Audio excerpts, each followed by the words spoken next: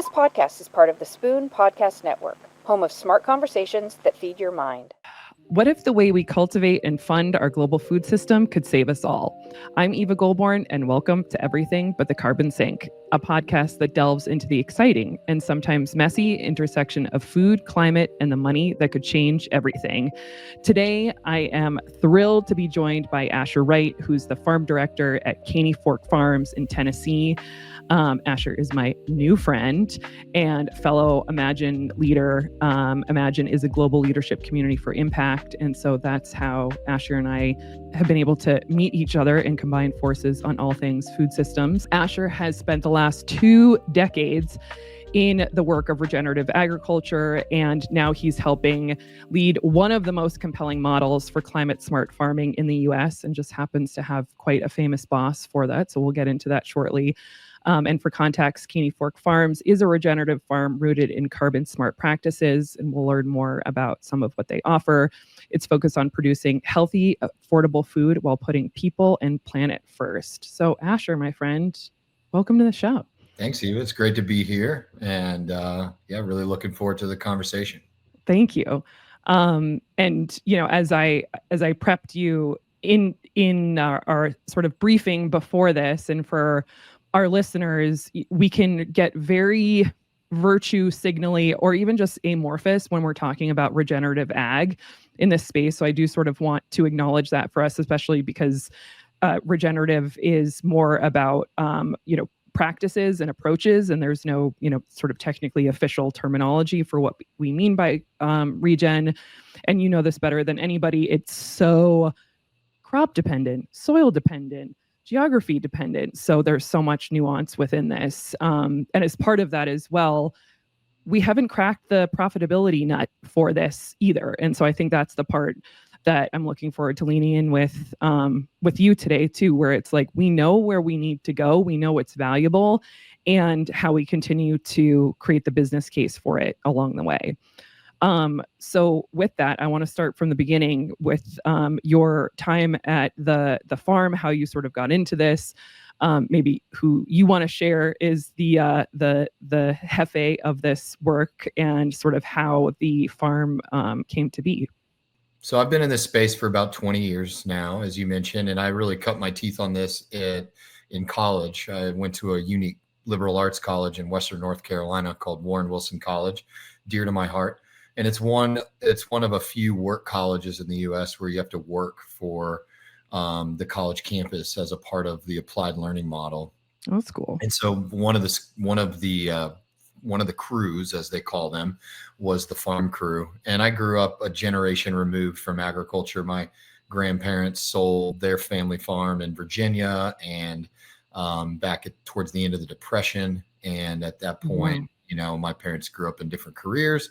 And I knew I liked to work outside, and I knew I liked to work with my hands. And when I got that college view book with this former student named Red on the cover, like holding all these tools out in the cornfield, I was like, this looks really cool. I want to try this. And what I didn't realize is that it would really turn into a calling and give me kind of a deep sense of purpose in life. And I think Warren Wilson really gave me instilled the value of like quality of life versus standard of living, and really looking for a career that gives you a rich quality of life and gives you a sense of fulfillment and purpose versus just rushing to Friday for the weekend and grinding day in and day out to make money.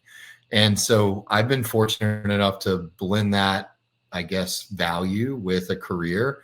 And it's really what has opened up all these doors for me. And I kind of focused on being in land management. And, back then in college, taking one step back, it was sustainable agriculture was the name of the degree at the time. And so I'm not your farmer who's in some ways been converted into this. It's just, I came of age in this school of thinking and have watched it evolve over the last 20 years. And, with the exception to some time in Montana sowing wild oats and fishing, and then going to grad school at Clemson, I've got a master's in animal science, pretty much been in land management and managing people and farm operations for the majority of my career. And that has kind of woven a career path that's led me to Caney Fork Farms, where I am now. And I started here back in 2022. I moved my family from Western North Carolina. I was working for a grass-fed beef and pasture-raised pork company that had a farm, but also a large 90 plus partner farmer supply chain selling beef and pork throughout the Southeast. It's called Hickory Nut Gap Meats. And anybody in the region, you should check them out. It's a great company. Yeah, we'll add that to the show notes. They were looking for someone to step into the seat to take over the reins of this operation, which was really new. And you did tip your hat at the farm owner. And so I do work for former Vice President Al Gore, and this is his family's land. And he really stays in the back burner. And in some ways, I'm his proxy in this space. But it's been an incredible opportunity to work from and learn from someone like him. Work with and learn from, excuse me. And so a lot of the more innovative and research and outreach things we do on the farm are really made possible because of his values and vision for the world that he holds, as all of our work ties back to climate change and the opportunity that soils have to sequester carbon, but also rebuild rural economies and livelihoods and all of the other things that come with regeneration. And so started here in 2022 and on the back. And was the farm, how long had the farm been in operation before you, or were you part of creating it? Great question. The farm was purchased in the 40s by his parents. And but the current iteration is really, about 2017, 18, the idea came together. We've really only seriously been coming to the market since 2021. And so that those first few years we're building the farm system, getting the infrastructure in place for the type of production that we're doing now. And so really we've only been coming to market for, at this point, 4 years. We're in our 4th year seriously bringing a product to the market and make the business case. Okay. So quite new. And how was that land managed between the 1940s when his family acquired it until you stepped on the scene? Was it an operating farm or was it? Yeah, it was. And it's actually a really cool history for the family. I mean, back then, beef cattle, tobacco, corn, mixed vegetables. It was your classic kind of Southern, mixed crop and livestock farm. And then Albert Gore Sr. Stepped in and really had an interest in Angus beef cattle and the genetics and had livestock sales. So selling bulls and replacement cows to people throughout the region. And so that's really the way the farm was pretty much run until his passing, at which time it really moved into just some contract grazing and haying with the local neighbors until took it back over in around 2017. Okay, that's helpful to sort of visualize too, because that's many harvest seasons between the 1940s and today to sort of get a sense of how it's evolved. What's your mandate with the farm, and how did you even find yourself to that farm in particular, and what has Al sort of given you as that mandate of, okay, Asher, this is what we're doing? Yeah, I think, I think the fun thing about the job is that it's outcomes focused and I have a long leash, if you will. But, our mission is really to inspire others with living proof that regenerative organic farming in Tennessee benefits farmers, the community, and the environment. And I think, kind of a reduced way of saying that would be making the business case for this. And, what we say internally as our purpose, cause, and passion, kind of what gets us excited is just cultivating and thriving in just food systems in this area while restoring soil carbon through regenerative practices. So I think it's complex. The business case is certainly important. And at times it can feel like we're trying to jam a square peg through a round hole, and especially in neoliberalism and the way that we come to market nowadays. And you touched on profitability, and you look at the last ag census, and really 50% or less of farms actually made money in the US, even the way we're currently doing it, which just begs the question, what's going on, right? And I think that's complicated. There's tax shelters involved. There's other things as to the reason farms don't always make money. But no matter who you are, what type of practice you're doing, you're up against it in terms of profitability. And, I think, not to ramble on, but I think JFK said it great when he said, the farmer's the only one that buys retail, sells wholesale, and pays freight both ways. And so we've created an economic system for farmers to just be really, really pinched at the very bottom. And then in a commodity market, which is a price taking market, right? Yeah. Nobody's trading the cost of an iPhone on the Chicago Board of Trade. It's like Apple's like, no, that's what it costs. Which is irrelevant to the $1,200 I'm going to charge you for it. So anyway, just to have fun with some of those analogies, but I think the mandates to be economically viable and sustainable long-term as a business model while not destroying the environment or taking advantage of our employees or externalizing all kinds of costs everywhere. And that's a really hard thing to do in 2025. Yeah. And I think you're touching on something that's really important that I think needs to continuously be emphasized is, farming, I don't need to tell you, considering you're an actual one, you should see all my dead plants outside. I don't have the green thumb, but is extremely inhospitable in terms of the both physical environment, the financials, the margins, and exactly, sort of that example and quote that you just shared from JFK. And most of the people who work this land, as I understand, do not own this land.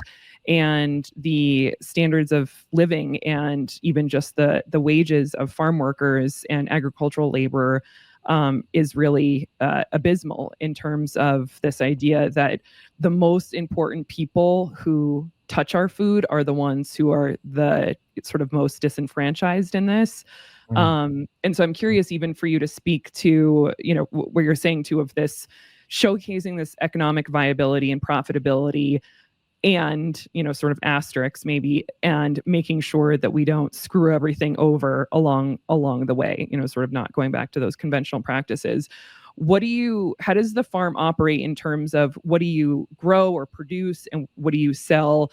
And what are some of the tenets of uniqueness, I guess, of the farm that you have in terms of how team and staff are managed, how the land is managed, that you feel like is really different than maybe either, another regen farm or just comparatively to the conventional model? That's a good one. There's a few things in there, so I'll try to leave natural pauses so I don't ramble. Because once I get going on this stuff, sometimes you go for it. Go for it. And don't worry, I'll interrupt you if I have a question. So perfect. Sometimes I need that for sure. So, we come to the market and primarily in the direct-to-consumer space. It's the highest margin products that we can sell. Does require a little bit more labor in the sales and fulfillment and marketing side of things, but generally pays off. And I've seen models where it does pay off. And so far we've been doing well with it. And so we sell certified organic vegetables. The majority of these we grow ourselves. We do aggregate or buy and resell from a few key partner farmers that grow and manage their land in the same way. This adds diversity for our customers. It gives other people market access. For example, there's some farmers west of us that driving to Nashville is a little far, so we can help bring their products into that marketplace. Good for our customers, good for them. But that's that mixed vegetable model. Most of our biggest bulk of the vegetables are going through a CSA or a subscription box or a farm share. There's different names, but CSA, being community supported agriculture, really kind of came out of the late 20th century, where you pay up front for a box of vegetables. You're sharing in the risk of the farmer by buying a season's worth of produce, and that gives them cash flow up front, and then they're able to deliver weekly the vegetables that you need.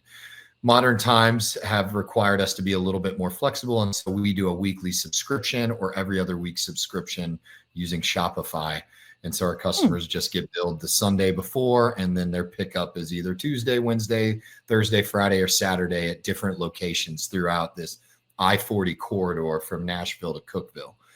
Cool. And so that's roughly 50 different vegetable crops, lots of knowledge. Each week you're getting 7 to 9, maybe 10 different veggies, maybe cornmeal, maybe field peas, honey, different things like that, delivered right, within maybe 15 or 20 minutes of where you live to these drop points. On the other products that we have are we raise beef, pork, and lamb.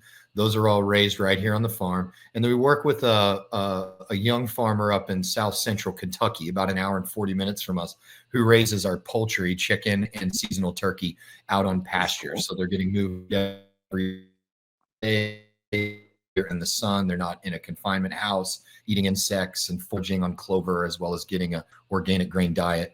And so all of those 4 species come together, and we deliver a meat share or a meat CSA. And those are 2 different size boxes. You got one that's about 8 to 10 pounds. That's $110. You got one about 11 to 15 pounds. That's $160. And again, subscription model. You get one every other week. You can get one once a month.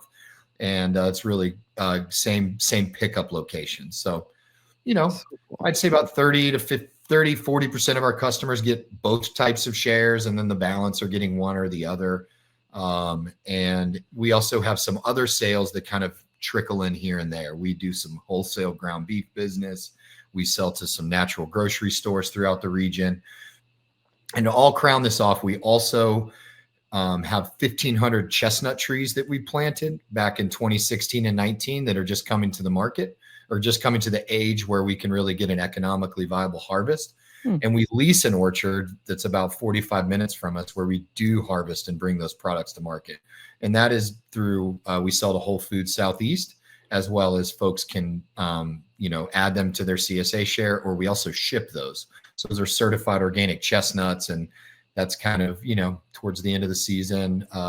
We harvest beginning September to October, and really a holiday treat, picture chestnuts roasting on an open fire. And that's a real culturally relevant crop for us because of the chestnut blight of the early 20th century eliminated all the American chestnuts. And so it really used to be a nut crop and a timber crop from our region that was really important for people's diets. And so this is a part of bringing back a culturally relevant crop. However, these are Chinese American hybrids or Chinese Japanese genetics that are resistant to the blight. Wow. Okay. So needless to say, you guys sell a lot of different types of products and have a lot of different, it sounds like, revenue streams. I'm curious too, how many, besides the direct to consumer model, which sounds like is the primary business model, and you mentioned the ground beef for wholesale and a few things for natural grocers, how much of that is opportunistic and sort of opportunities that have come to you and you're like, oh my god, this is perfect, versus when you're looking at the balance sheet of the business in anticipation of CSAs versus these other wholesale avenues, and how you're sort of making decisions about where to put that energy. And also, I imagine too, how to process these different foods, because you offer things differently, in a grocery store setting versus in wholesale. That's a good question. We really try to push all of our sales through the retail space, that direct to consumer space. We're small enough where giving a 25 to 35% discount on a wholesale product to then be resold elsewhere and margin captured down the line, that's a big deal for us. And so the ways that we're using wholesale is really managing on the livestock side, whole animal utilization. You build up a lot of grinds. We want to move those items. Then you can trickle in steaks or chops or vegetables that are added on that weekly delivery. So we were very strategic about that type of an account because it's helping us manage, the whole animal, right? Everybody wants steaks and some ground, but there's parts of the animal that come back from the processing plant that you have to sell. So you can build a wholesale program around all that stuff. Exactly. So we really, we're very strategic about our wholesale accounts, and most all of our marketing efforts and sales strategies are geared to those direct to consumer sales. We're already doing this delivery route to Nashville. If I can stack on 10 more boxes of veggies or meat, it's just that much more revenue for that route that we ran. So that's really how we're trying our best to come to market. Yeah.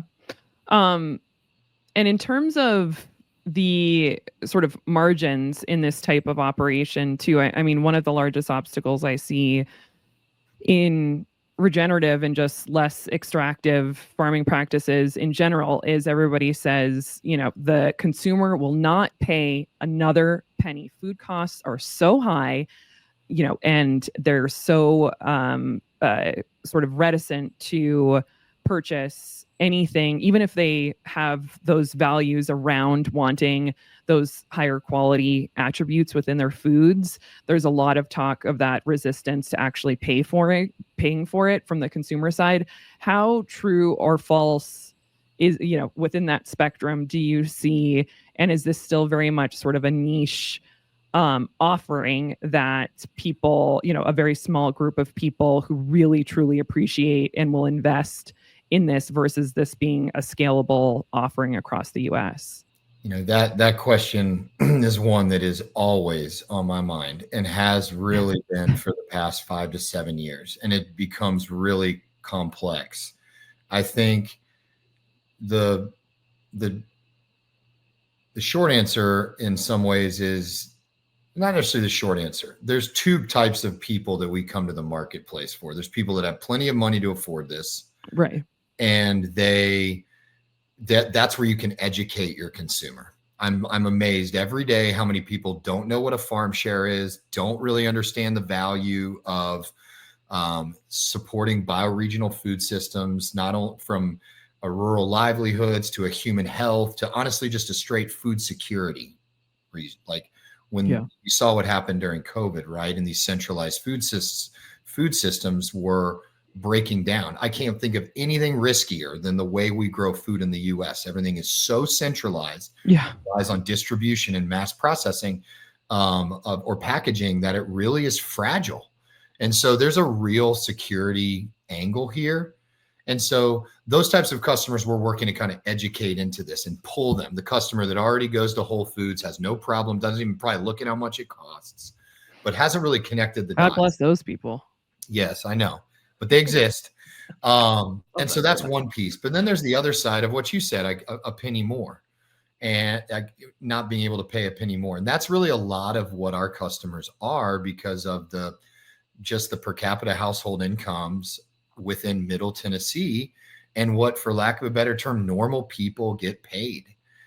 People don't get paid enough to pay for food that doesn't externalize costs. And, it becomes philosophical in some ways of why is your food more expensive? It's like, that's not the question. Why is that food so cheap? How in the world is that 1 pound of ground beef so cheap? Like we should be asking, right? And so, but still, when there's someone who's like my sweet children's teachers, they're making less than 40 grand. It's 2025. Who can live on that, right? And it's not like we're stuffing cash into our pockets selling ground beef at $10 a pound. It's like, this is what it costs.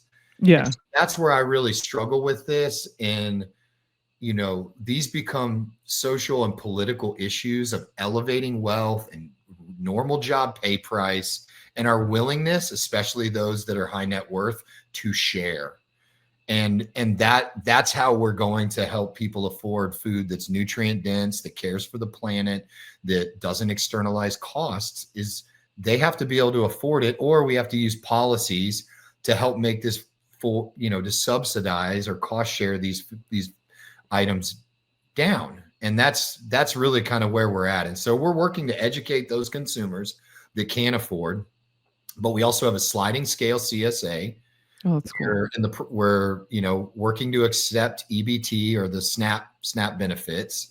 And that's just kind of some hoops to jump through to get all that stuff up on our website to be able to take it, which is actually a cool rollout. You can now take EBT payments digitally. So wow. Them for getting that infrastructure off the ground. And so we're working through that now, but we as the farmer are doing all we can with food access. So you as a customer can buy our organic vegetable share, and on an honor system, just pick the price in the price range that we offer. We have a suggested, and then there's kind of a supported and a supporting box share, but it can't all be on the backs of farmers. And we're clearly in a privileged position to be able to take this risk and try a sliding scale model. But that's just part of one of those innovative things that we can do because of the seat we're in. And hopefully this model will show that it works and we can share how it does, and maybe other folks will adopt it. But this is to me, one of the single-handed most pressing issues of our time, to incentivize people to grow the way that we do. They need to know that they have market access. Yeah. And it's a hustle to try to shoulder in with Whole Foods, right? Or Butcher Box importing all their Australian grass-fed beef and selling it for, quite a bit less than I can, Yeah. Where's country of origin labeling? Let's get it on our meat pack, Yeah. And have that be a source of pride, especially in this, political environment as well. And just, the value of knowing that your food does come from one single place. Sort of looking towards what's next and taking a lot of these insights and learnings, because what I'm hearing too is, as a very innovative farm and sort of having that ability to toggle between, economic gains plus environmental and, human and social gains within this is sort of, the trifecta that's really needed for transformational change that many of us are sort of aiming towards. What are a few sort of either insights and models in your operations that you truly believe are replicable or scalable in other spaces? And how are you working either with other, other farms or other types of partners in this space, either from, food service and retail, or even in philanthropy, to sort of prove this model and sort of pass along those insights and that, and really de-risking? I think that's what you're offering. De-risking some of these other businesses where you've taken on a lot of that risk and experimenting. For one, the principles and the practices of regen ag are very replicable and scalable, with a couple caveats, right? We're focused the principles of soil health, of water quality, of biodiversity, folding in economic viability and the social equity pieces. I think there's even deeper themes of regeneration that are often overlooked when we kind of look at this with the climate smart commodity lens of, okay, I'm just going to stick a cover crop in my cornfield and now I'm regenerative. There's other things. There's being conscious of climate and internalizing costs, concepts of resiliency beyond just insurance. So taking those principles into practices in the field of, managing our pastures for recovery so that they're building up soil carbon. We've been increasing our soil organic carbon by 0.6% per acre per year, which is 50% over that 0.4% that the Paris Climate Agreement came up with back in, I think it was 2021. We're doing that in our perennial pastures with our livestock, right? Planning for recovery, making sure there's putting as much roots underground as shoots, not overgrazing, incredibly replicable. All of the organic cropping methods that we use with crop rotation and, reducing it, we're organic, so we're not even using synthetic fertilizers, but using regenerative practices to eliminate or reduce synthetics, minimum or reduce tillage, biological amendments that are really helping stimulate and build soil biology.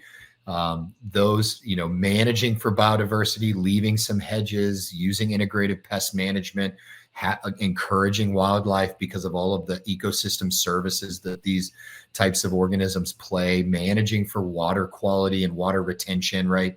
Slowing down that water on my landscape. All of these things are very scaled and replicable. But what you see, especially in large scale operations, is farmers that begin to adopt these practices at scale actually see that they don't need the fertilizer, they don't need the crop protection. Kind of once you get through that valley of death where your land withdraws, right? Your land has to withdraw and heal from a chemical addiction. It's going to take time, and farmers are scared about that, right? This is why Kashi had that transition to organic branded idea of like, we're bringing farmers on, but we've also created this niche premium price, this market for them for while they're transitioning to help with that risk. I'm going somewhere with all of this, but what I'm getting at is once you get past that transition period, you really start to see your lands crank and create yields that are profitable and as competitive, if not more so, than neighbors. Problem is crop insurance programs don't insure this. If you're not hit, this is a big conversation happening right now, right? There's farmers in the US that have been withheld their Farm Service Agency crop insurance program because they're not putting enough fertilizer out. And so the insurance companies are, haven't figured out, and this is above my pay grade, but haven't figured out the financial model yet to essentially make them profitable while managing the risk if there happens to be a crop failure.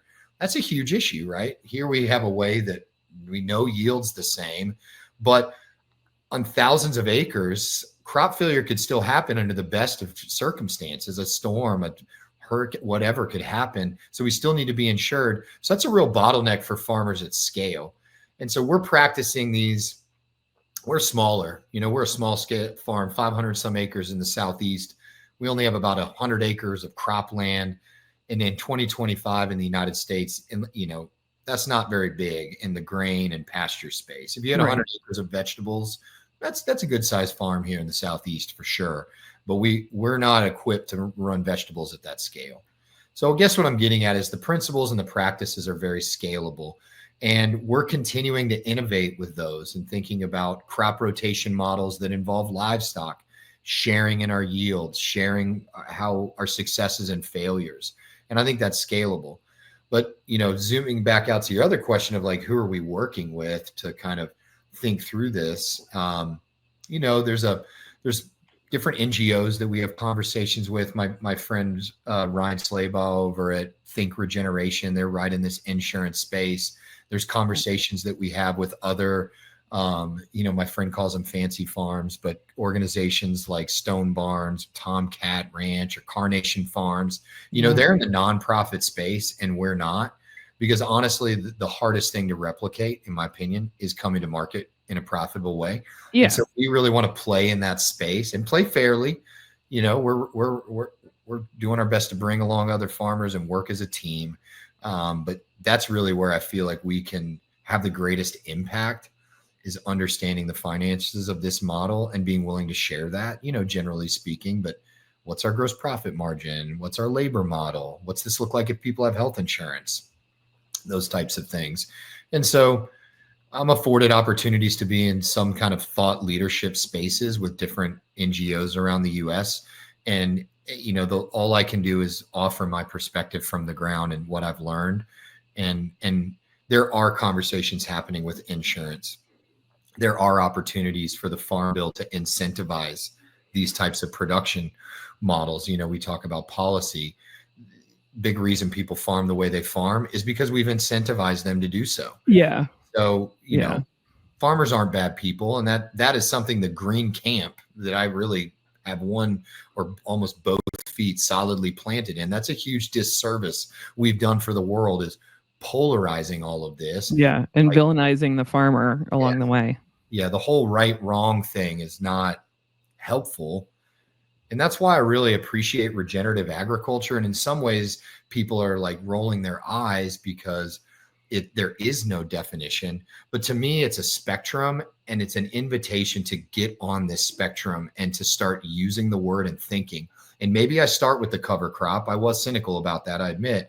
But if I start with a cover crop, maybe I start to think about water retention. Maybe biodiversity comes onto my radar and these other concepts. And this is an invitation to bring people onto a continuum of like regeneration. And I think that's what's beautiful about this word. It's active, it's participatory, and it sets the intention of improving. And I love seeing it being used in the mainstream.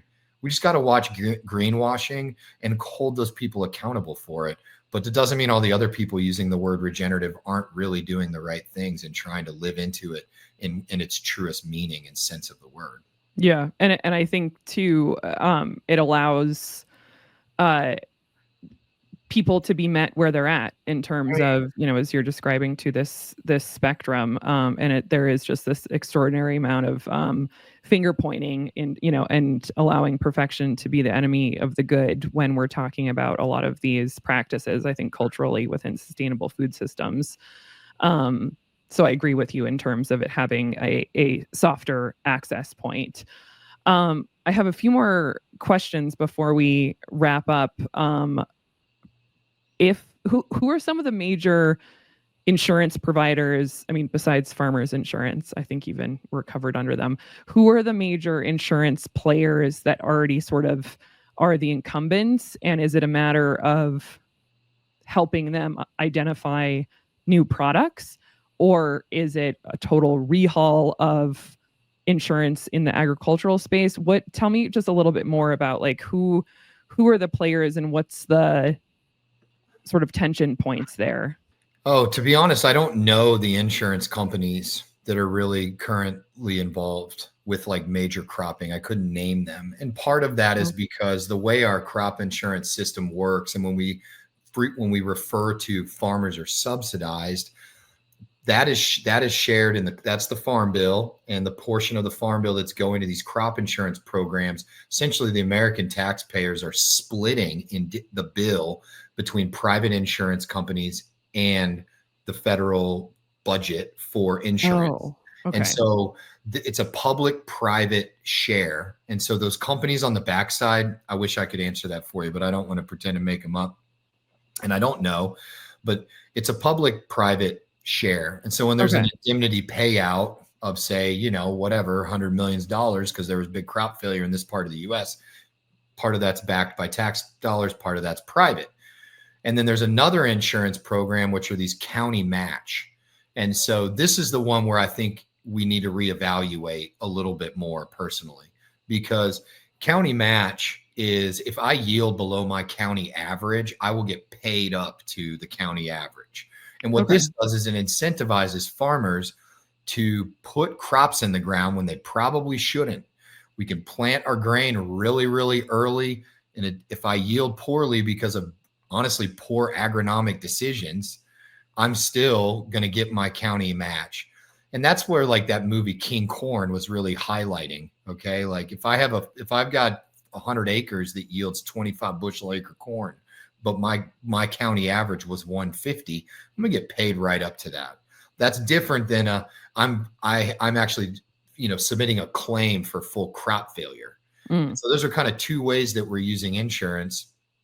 And that second way really incentivizes people to take advantage of the system. Respectfully, I'm not pointing fingers at anybody, but it's a way that we incentivize some very risky farming, planting too early into cold, wet conditions, planting too late. Heck, plant early, knowing if I fail, I get a payment, I'm gonna go plant again. That kind of a thing. So that's an area I think we need to reevaluate. And there are small specialty crop insurance programs that are through the FSA, which is, USDA's Farm Service Agency, for those listeners that may not have that in their mind. Thank you. And there are a lot of specialty crop programs that are, really quite good. Like my friends grow organic tomatoes in Western North Carolina. If they get a flood, those certified organic tomatoes on 10 acres or whatever, they can get a payout. Like that's the way insurance should be.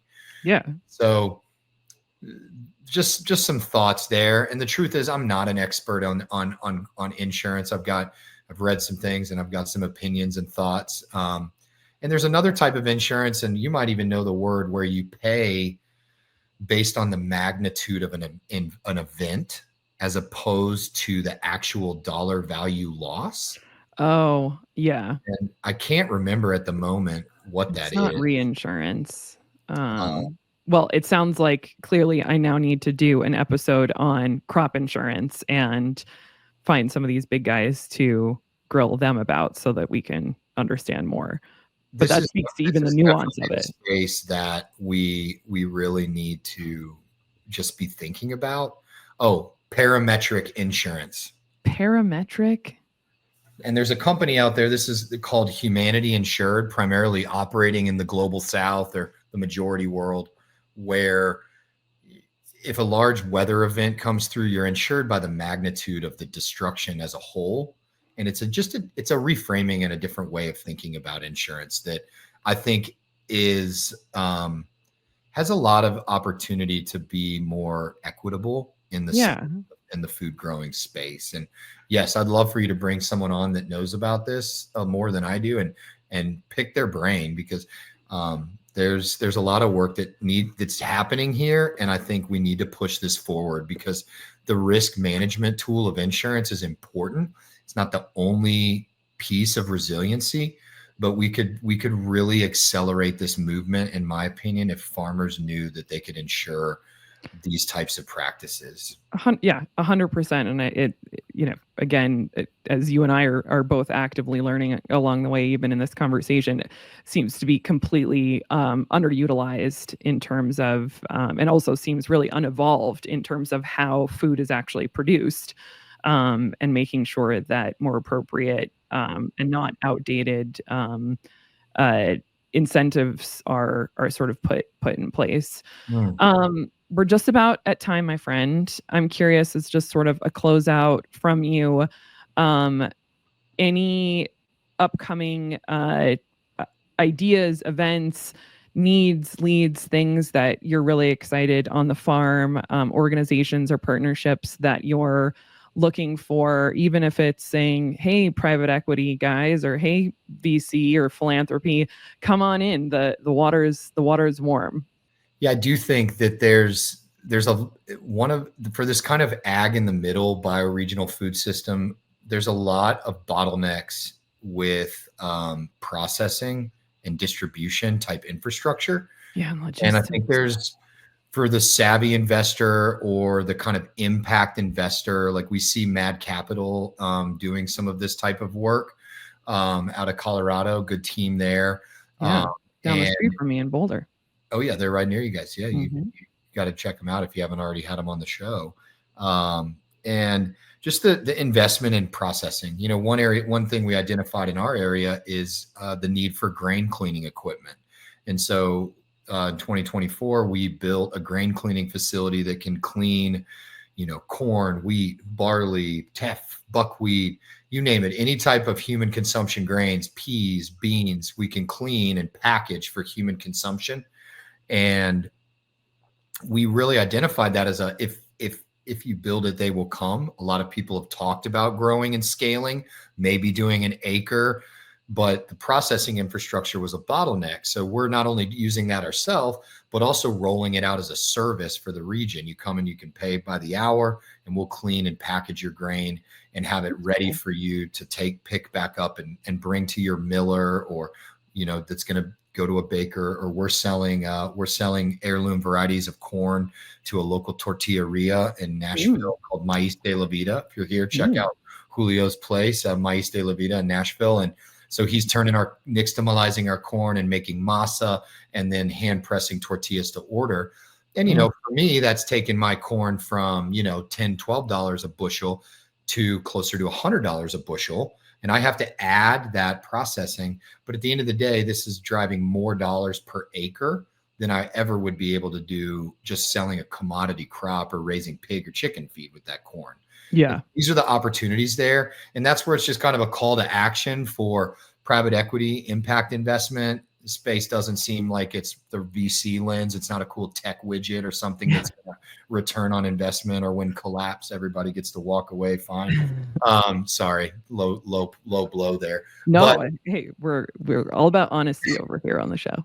This does seem like a space that's really needed, and there are some models and movements. And if anybody's interested after listening to this, I'd be happy to share my contact to discuss more about areas and regions in the U.S. that I know could use some support. And I'd also like to finally call out my friend Conda Mason at Jubilee Justice, and she's down in Louisiana and has been doing a lot of this work in the BIPOC community and supporting a lot of Black farmers in that area with, dryland rice and the infrastructure to clean and bring these products to the market in the Mississippi kind of watershed, and has done awesome work. And I know, her impact is really being seen. That's just one example of many, but not enough throughout the U.S. to bring this infrastructure needed cold chain, processing, distribution. Those types of things are really needed to scale these bioregional food systems. Yeah, that's such a great one. And I'm glad that you mentioned that, because I think, again, that sort of speaks to the complexity of this system, where it's not just about production, but also processing and logistics, the business of moving this food around. Asher, thank you, my friend, so much for a great conversation. And thank you to our listeners for joining me for Everything But the Carbon Sink on the Spoon Network. I hope this discussion inspires you to think differently about the role we all play in transforming our food system. If you enjoyed today's conversation, don't forget to subscribe wherever you listen to your podcasts. Share it with others who care about building a sustainable food future. See you all next time, and thank you for listening in.